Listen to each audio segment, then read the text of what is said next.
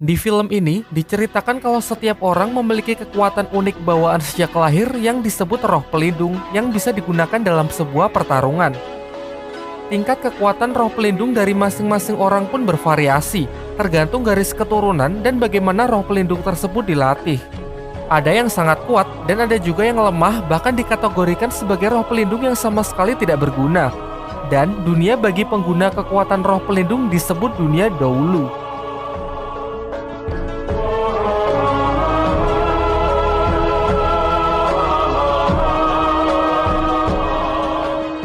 Sekarang kita masuk ke ceritanya. Berkisah tentang seorang pemuda yang sering bermimpi aneh, di mana dalam mimpi itu ia berada di sebuah padang rumput perak dengan diikuti suara wanita yang selalu memanggil-manggil namanya. Pemuda ini bernama Tangsan, anak seorang pandai besi yang hidup di sebuah desa bernama Desa Roh Mulia. Di desa tersebut ia hanya tinggal dengan ayahnya karena sang ibu sudah meninggal saat ia masih kecil. Di sela-sela kerjanya, ia menyempatkan diri untuk mempelajari buku kuno pemberian ayahnya yang mengajarkan berbagai macam jutsu. Salah satunya adalah mata iblis ungu yang memungkinkan penggunanya untuk melihat gerakan secepat apapun.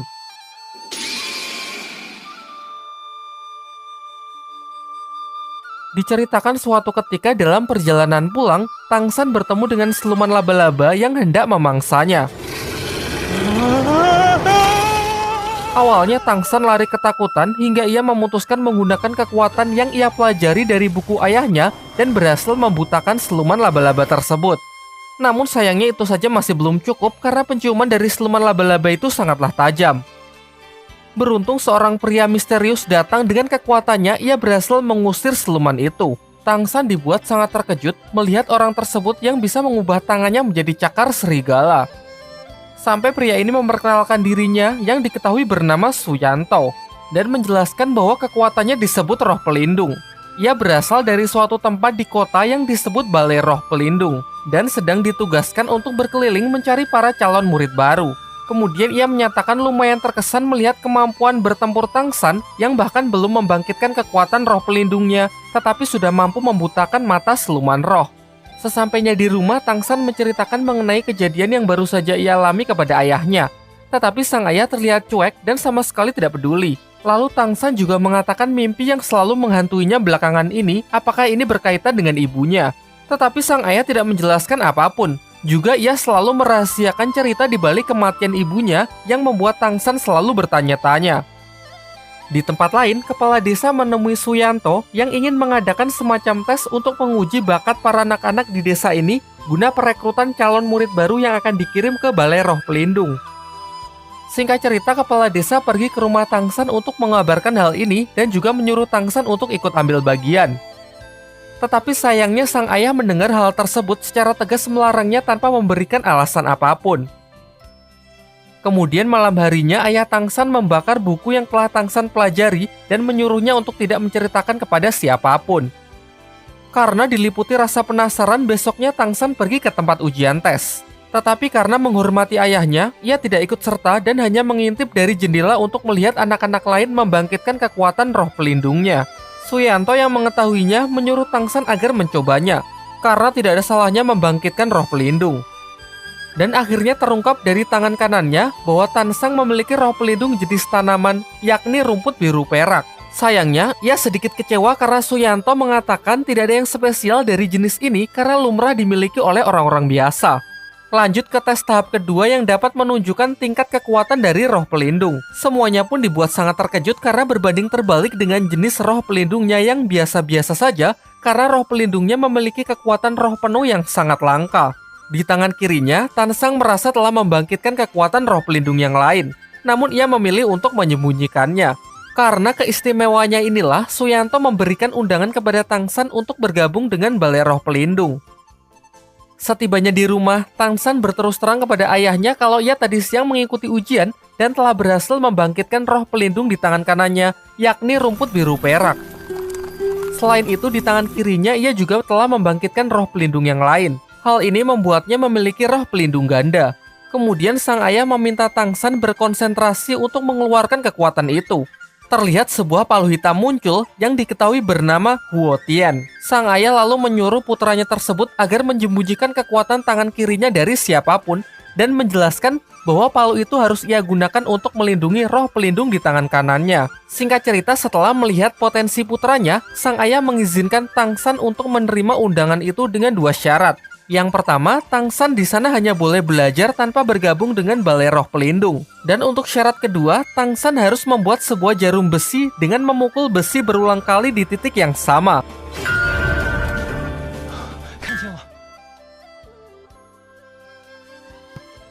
Singkat cerita, dengan kerja kerasnya menempa besi itu berhari-hari, Tang San berhasil membuat jarum besi tersebut. Dan akhirnya dengan ditemani kepala desa, ia pun berangkat memenuhi undangan tersebut ke kota Naoding. Sebelum berangkat, sang ayah juga menjanjikan kalau Tang San berhasil menjadi seorang master roh terkuat, ia akan menceritakan mengenai ibunya. Singkat cerita, sampailah ia di Akademi Balai Roh Pelindung. Di depan pintu, ia bertemu dengan Master Xiao, seorang petugas di tempat tersebut. Tang San lalu menunjukkan kekuatan roh pelindungnya, yaitu rumput biru perak, namun Master Xiao terlihat kurang tertarik. Di sana ia juga bertemu dengan siswa lain yang diketahui anak wali kota di kota tersebut, dan asistennya yang juga menjadi siswa di akademi ini. Sempat terjadi pertikaian di antara mereka karena anak wali kota ini benar-benar sombong. Tang San lalu menceritakan kalau ia menerima undangan dari Suyanto karena memiliki kekuatan roh penuh yang sangat spesial. Mendengar hal itu, Master Xiao mengejarnya dan mulai menunjukkan ketertarikannya dengan Tang San. Ia kemudian menyuruh Tang San untuk menunjukkan tangan kirinya karena berdasarkan penelitiannya ia berteori kalau pemilik jenis roh pelindung rumput biru perak memiliki roh pelindung ganda. Tetapi Tang San langsung menyangkalnya dengan mengatakan kalau ia hanya memiliki 1 jenis roh pelindung. Kemudian Master Xiao berbaik hati mengantar Tang San menuju asramanya. Di perjalanan, ia menceritakan bahwa diharuskan bagi siswa baru untuk membunuh kelinci demi melatih keberanian membunuh. Karena untuk menjadi seorang master roh nantinya akan membunuh roh siluman demi mendapatkan cincin roh yang berguna meningkatkan kekuatannya. Tetapi Tang San yang tidak setuju dengan hal itu pergi untuk membebaskan kelinci-kelinci itu. Menurutnya membunuh tanpa alasan yang jelas adalah bentuk penyiksaan. Kekuatan sejati bukan untuk membunuh, melainkan untuk melindungi. Ia menentang anak wali kota yang membuat hubungan mereka semakin memanas. Terlihat dari kejauhan, seorang gadis bernama Xiaowu juga merupakan siswa baru, mengamati mereka dan cukup terkesan dengan sikap baik hati Tang San. Setibanya di asrama, Tang San bertemu dengan siswa baru yang bernama Hua Sheng yang memiliki kekuatan roh pelindung harimau. Ia mengklaim kalau dirinya adalah yang terkuat sehingga ia sangat layak menjadi ketua asrama. Tak lama setelah itu, Xiaowu datang dan mengatakan bahwa ia juga akan tinggal di asrama tersebut dan akan tidur di sebelah Tang San. Namun selaku ketua asrama, Hua Sheng menolak hal itu. Sampai akhirnya Xiaowu menantangnya bertarung untuk memutuskan siapa yang akan menjadi ketua. Semuanya pun dibuat sangat tercengang karena bahkan tanpa kekuatan roh pelindungnya, Xiaowu bisa menang telak.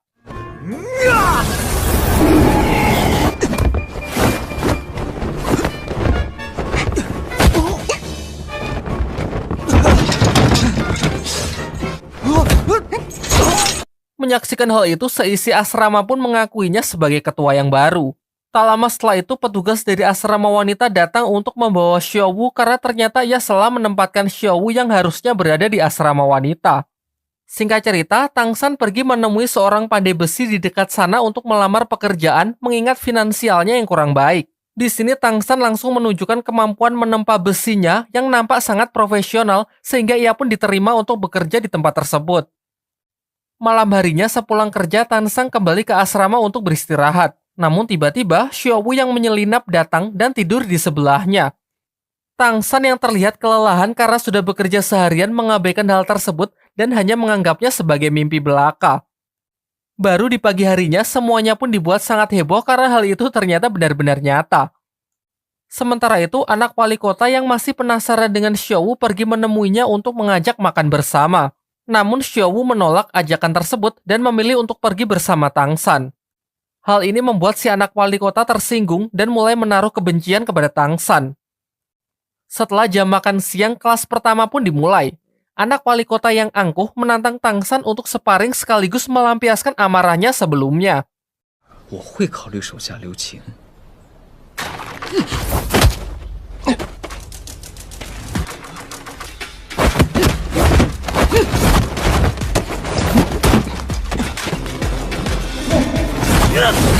Akan tetapi, ia justru dipermalukan karena Tansang yang terlihat lebih unggul berkat hasil latihan di desa menggunakan buku pemberian ayahnya. 就像是把自己的展开一样。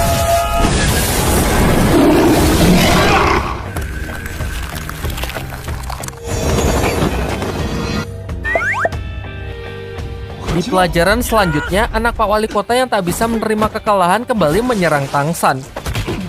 Namun hasilnya pun tetap sama saja. Kali ini Xiaowu juga membantu untuk memberi pelajaran anak sombong tersebut. Sang guru lantas memisahkan mereka dan menghukum Tangsan dan juga Xiaowu untuk menyapu halaman di depan. Dan lagi-lagi bersama asistennya anak wali kota berbuat usil mengerjai mereka dengan memasang jebakan petasan. Sayangnya anak si wali kota harus menelan kekalahannya untuk kesekian kali karena dengan mata ungu milik Tangsan ia dapat melihat jebakan itu dan membalikan situasi yang diharapkan.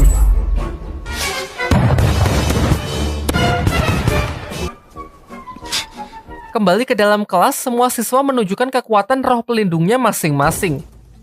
Tangsan juga memperlihatkan roh pelindungnya yang berupa rumput biru perak yang kemudian meminta sang guru untuk melatihnya agar bisa digunakan dalam pertempuran. Namun sang guru malah mengatakan kalau roh pelindung rumput adalah roh pelindung terlemah yang sama sekali tidak berguna dalam pertempuran. Lantas ia pun menyarankan Tangsan untuk menjadi master teori saja untuk menjadi seorang guru. Merasa tak puas dengan jawaban itu, Tangsan pergi menemui Master Xiao untuk meminta pendapatnya. Dan benar saja, Master Xiao memiliki pandangan berbeda dengan mengatakan tidak ada roh pelindung yang tidak berguna, yang ada hanya penggunanya saja yang tidak bisa memaksimalkan kekuatan roh pelindungnya. Ia kemudian menyarankan Tangsan agar berkonsentrasi untuk mengamati karakteristik dari roh pelindungnya.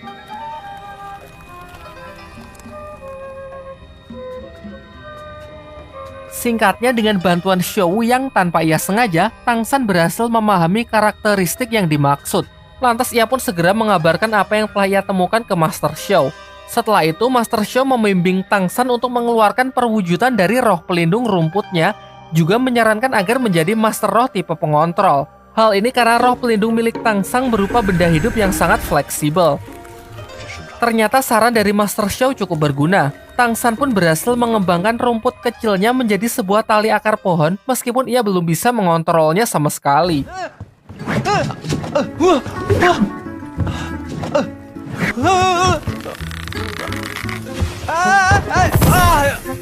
Keesokan harinya, Tangsan dan Xiaowu pergi ke akademi untuk menghadiri acara pemilihan perkumpulan ketua Master Roh Akademi. Di perjalanan, perhatian mereka dialihkan dengan arak-arakan heboh yang diketahui rombongan yang mengawal sang wali kota. Xiaowu sangat geram melihat kelakuan rombongan tersebut yang sangat barbar merusak apapun yang mereka lewati. Bukankah sebagai seorang pemimpin harus mencerminkan sikap baik dan peduli terhadap rakyatnya? Namun di sini yang terlihat sangatlah berbeda. Singkat cerita, mereka pun sampai di akademi. Namun sayangnya mereka tidak tahu kalau acara tersebut dimajukan dan sudah selesai dengan menjadikan anak Pak Wali Kota sebagai ketua perkumpulan Master Roh di akademi. Tangsan yang melihat pergerakan mencurigakan lantas mengikutinya dan berhasil menyelinap. Di sanalah tempat si anak wali kota yang sedang menyerap kekuatan cincin roh dari seekor siluman roh yang telah ditangkapkan untuknya. Memang di dunia dahulu, diharuskan bagi setiap master roh untuk mendapatkan cincin roh guna menaikkan levelnya. Cincin roh sendiri didapat dari hasil membunuh seekor siluman roh. Meskipun anak wali kota itu bisa dikatakan curang karena ia tidak berburu siluman roh sendiri.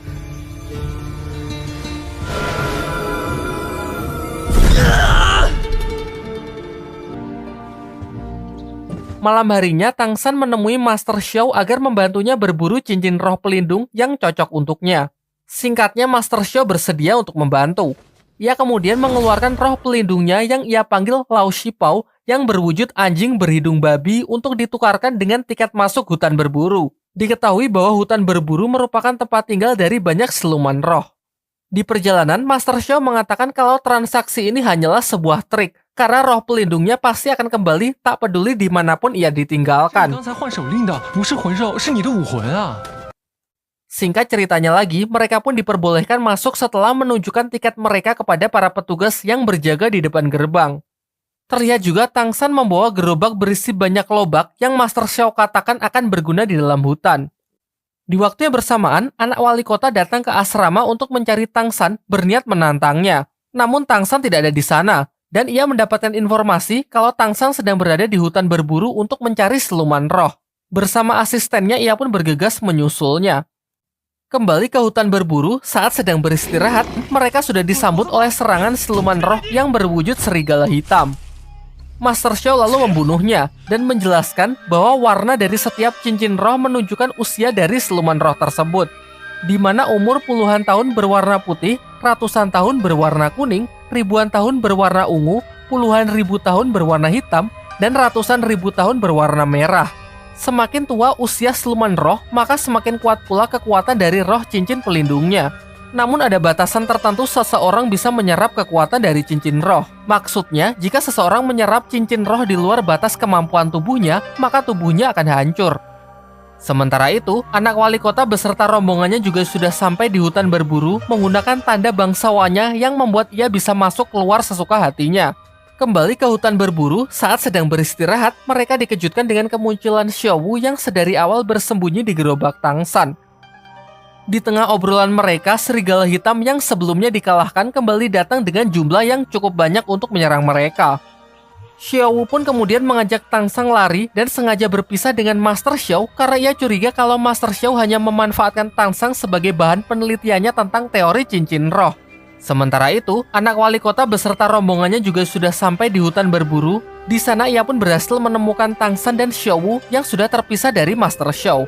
Si anak wali kota yang sangat membenci Tang San karena selalu mempermalukannya di depan umum mengancam akan membunuhnya. Namun ia memberinya pilihan. Jika Tang San menyerahkan Xiao Wu dan bersedia menjadi bawahannya, maka ia akan memaafkannya dan melupakan semua yang telah terjadi.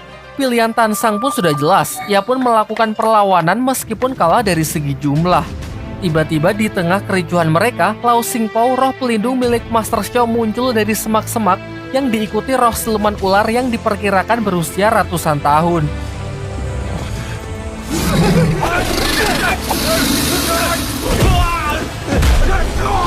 Ternyata ini semua adalah rencana dari Master Xiao yang sudah menyadari kedatangan anak wali kota. Sengaja memancing siluman roh ular untuk keluar mengalihkan perhatian mereka. Karena merasa takut, anak wali kota pun bersama pasukannya terpaksa mundur dari amukan roh siluman ular tersebut. Siluman ular itu kemudian mengamuk mengejar Tang San dan melukai Master Xiao, sampai akhirnya ketiganya pun bekerja sama untuk melumpuhkan siluman tersebut.